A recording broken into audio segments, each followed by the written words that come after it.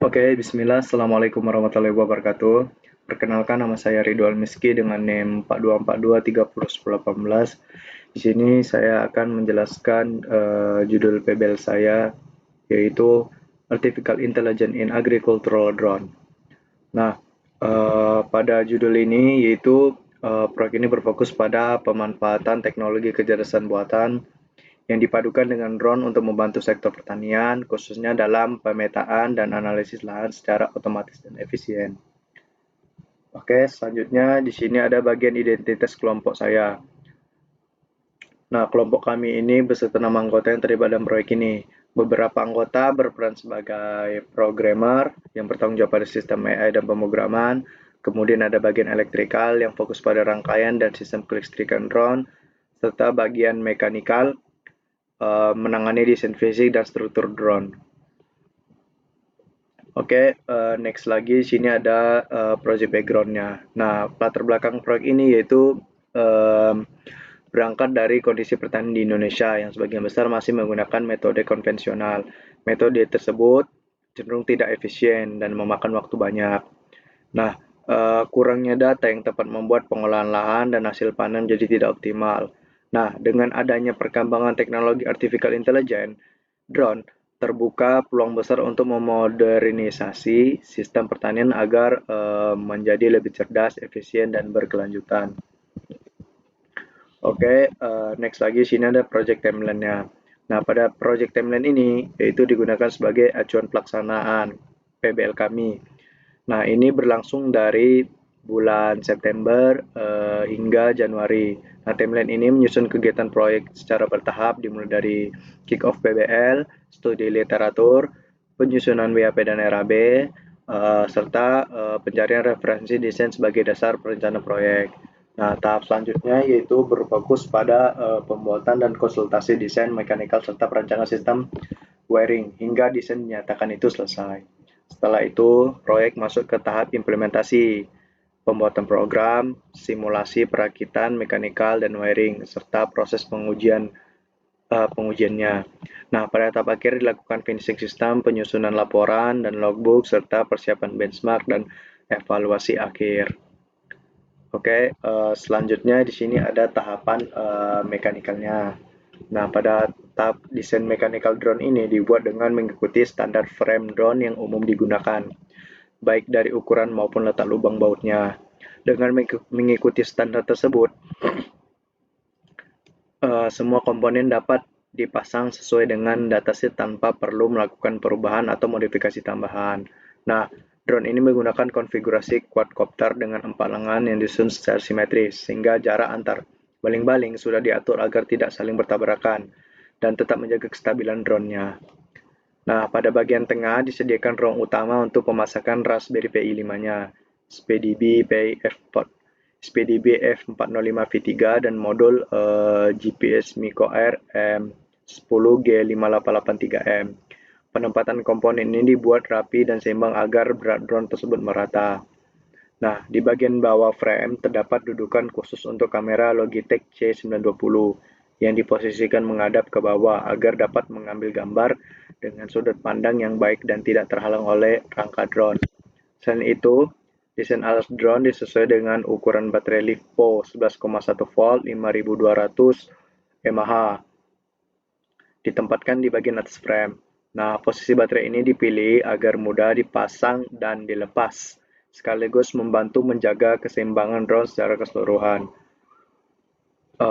Oke, next lagi di sini ada tahapan elektrikalnya. Nah, pada desain elektrikal ini berfungsi untuk mengatur distribusi daya dan alur kontrol antara baterai, flight controller, ESC, motor, serta sistem pendukung.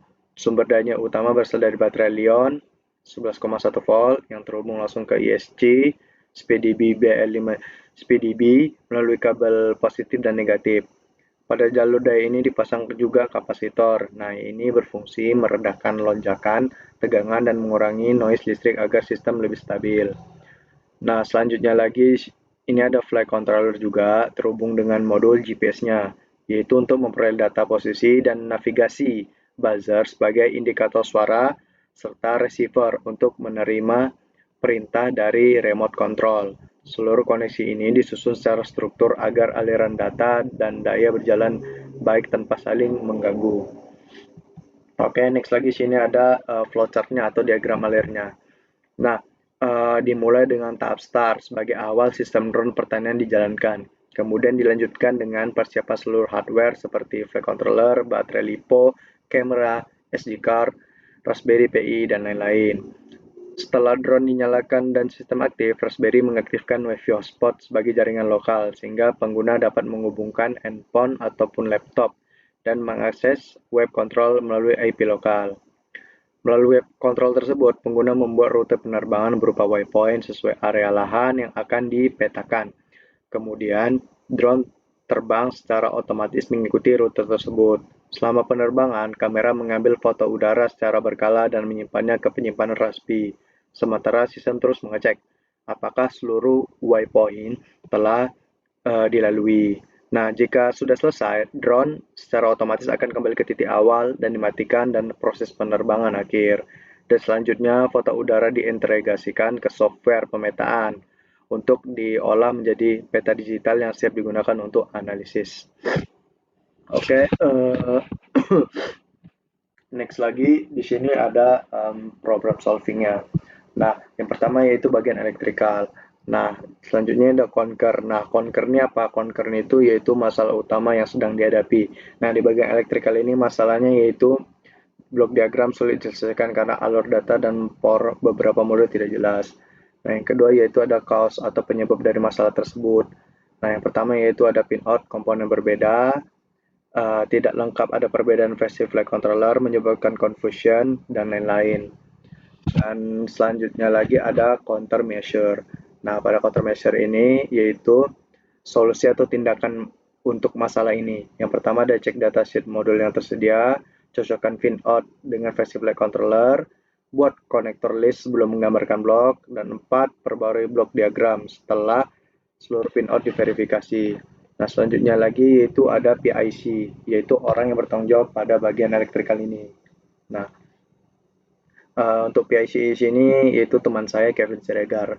Dan untuk due date-nya atau batas waktu penyelesaian masalahnya itu pada tanggal 28 bulan 11 2025. Nah, selanjutnya lagi ada bagian mekanikal. Nah, untuk conquer-nya yaitu desain kompleks sulit dibuat di AutoCAD. Dan untuk cause-nya yaitu AutoCAD kurang cocok untuk desain 3D kompleks. Dan yang ketiga itu countermeasure-nya, yaitu menginstal ulang SolidWorks, mencoba versi lain, dan yang selanjutnya alternatif sementara yaitu masih menggunakan AutoCAD namun melihat referensi dari GrabCAD. Untuk PIC-nya yaitu teman saya Teguh Abianzaki, dan untuk due date-nya itu pada tanggal 27 bulan 11 2025. Dan selanjutnya lagi di sini ada bagian pemrograman. Nah, untuk conquer-nya yaitu VS Code terasa sangat berat, lagging atau hang saat dijalankan langsung di desktop Raspi-nya. Nah, yang kedua yaitu ada kaos. Spesifikasi hardware, Raspi ini terbatas untuk menjalankan GUI VS Code secara lokal. Nah, untuk countermeasure-nya itu gunakan fitur remote SSH pada VS Code laptop PC utama untuk mengedit codingan yang ada dalam Raspi. Nah, untuk PIC-nya di sini ada 3 orang, yaitu Hanif Rahman, Ridwan Meski dengan saya sendiri, dan Riko Aulia Rahman. Dan untuk due date-nya pada tanggal 27 bulan 11 2025. Oke, selanjutnya ada update project plan.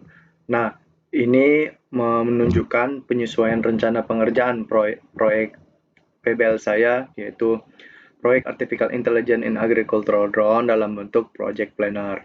Nah, pada tahap perencanaan, riset, dan pengadaan, tim melakukan studi literatur, riset desain, survei komponen, dan instalasi software pendukung, serta konfigurasi dasar Raspi sebagai persiapan awal. Nah, tahap desain difokuskan pada perencanaan CAD frame drone, dudukan kamera, dan GPS, serta pembuatan wiring elektrikal dan blok diagram dan yang akan direview bersama. Nah, selanjutnya yaitu dilakukan fabrikasi atau perakitan melalui pencetakan 3D part mounting, integrasi sistem, atau pengujian kestabilan mekanikalnya. Nah, selanjutnya yaitu tahap pengujian dilakukan dengan simulasi pengambilan foto menggunakan program, dan tahap akhir mencakup analisis serta penyusunan laporan, dokumentasi, serta persiapan presentasi di demo simulasi sebagai evaluasi akhir proyek atau akan dijelaskan di benchmark nanti. Oke, mungkin sekian dari penjelasan saya. Mohon maaf bila ada salah kata. Terima kasih. Assalamualaikum warahmatullahi wabarakatuh.